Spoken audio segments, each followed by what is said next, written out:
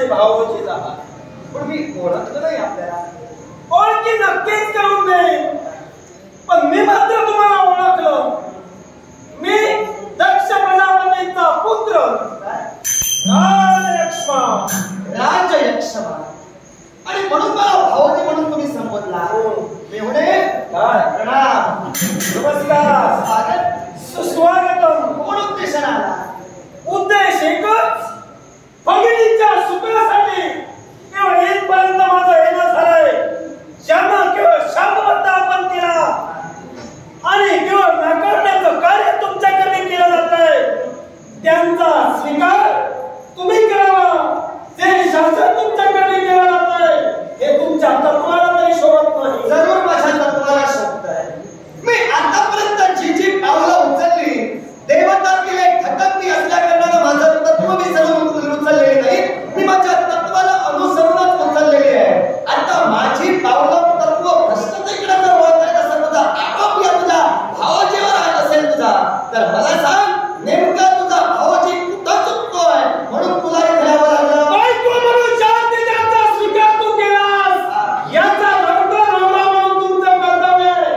प्रत्येक पत्नीला प्रेम देणं, प्रत्येक पत्नीच्या इच्छा आकांक्षा पूर्ण करणं नवरा म्हणून तुमचं कर्तव्य आहे.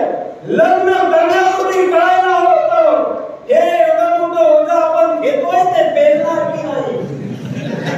राजयक्षमा, आत्ताच कुठं तू जन्माला आला. मी केवळ ओझं घेण्याच्या गोष्टी तू मला शिकवू नका. मी जेवढी ओझी घेतली तेवढी तू आतापर्यंत पाहिली नाही. कदाचित हा तुमचा गैरसमज आहे. अरे ओझं घेण्यासाठी मेहनत आमच्या तुम्हाला देणार नाही, कारण आम्ही ओझं दुसऱ्यावर लादतो.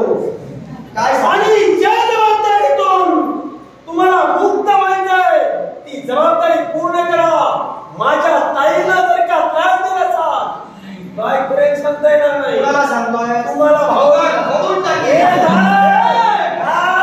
खाली ठेवून बोल. गरज वाटत नाही. भावजी आहे तुझा. भावाची अशी पण केला ज्यावेळी सारांना एकमेकांना प्रेम देशील तेव्हा.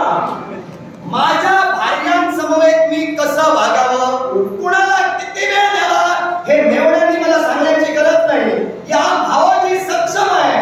माझ्या भार्यांबरोबर काय करावं, त्यांना केवढा वेळ द्यावा, माझा नियोजित वेळ तुझ्या साऱ्या भगिनींना मी देतोय. असा असताना सुद्धा तुझ्या भगिनी जर तुझ्याकडे येत आहे तर तुझ्या भगिनींचा आणि तुझा काय तो विचार तू करू शकतो. विचार करायची गरज नाहीये. विचार करूनच इथपर्यंत आलोय. मग विचार कदाचित या मेवण्याची कल्पना तुला नसेल. आता जन्माला आलास कशी कल्पना असतात. मग ती कल्पना तुला मी करून देतोय. माझ्या नादी जर लागशील, माझ्या नादी जर लागशील, काय करशील? मी स्पर्श करेन.